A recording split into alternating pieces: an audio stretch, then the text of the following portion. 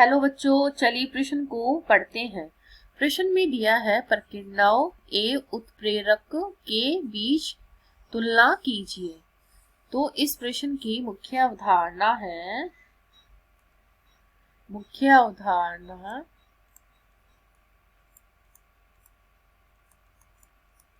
जैव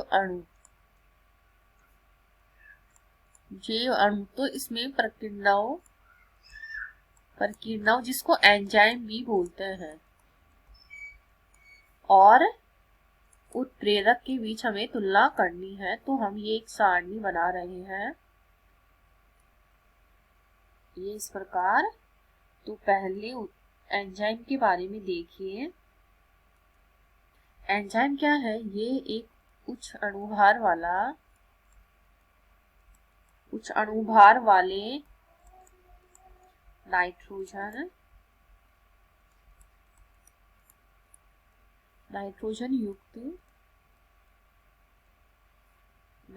युक्त जटिल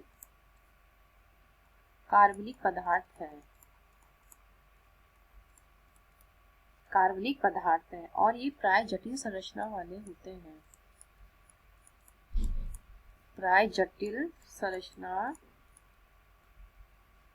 वाले होते हैं।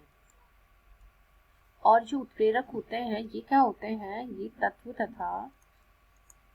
तत्व या अकार्बनिक यौगिक होते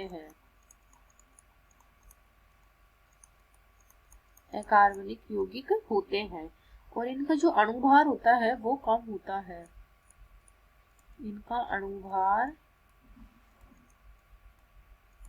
होता है।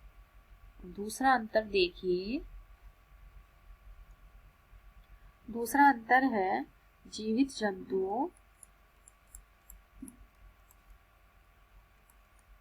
जंतुओं में ही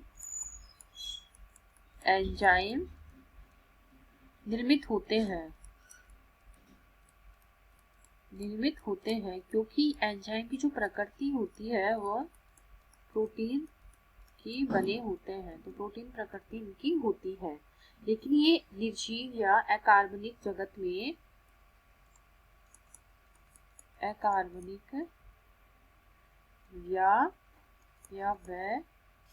निर्जीव जगत पर उपस्थित होते हैं। और तीसरा है अब हमारा अंतर। तीसरा अंतर है कार्य प्रणाली में एंजाइमों की अपनी विशिष्टता होती है, क्योंकि विशिष्ट एंजाइम विशिष्ट क्रियाकारक के साथ ही क्रिया करता है। तो कार्य प्रणाली में एंजाइम की अपनी विशिष्टता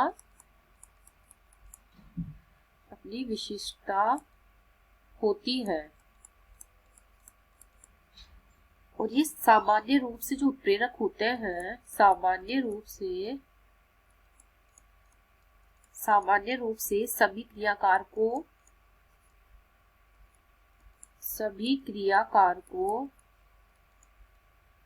के साथ एक जैसा व्यवहार करते हैं। अब हमारा और एक और अंतर है इनमें, तो देखिए। और जो एंजाइम होते हैं, एंजाइम शरीर के तापमान पर ही कार्य करते हैं। शरीर के तापमान पर कार्य कर लेते हैं, जबकि इनको कार्य करने के लिए उच्च ताप की आवश्यकता होती है।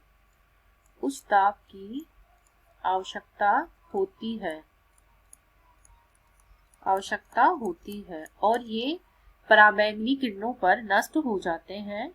उत्प्रेरक हमारे पराबैंगनी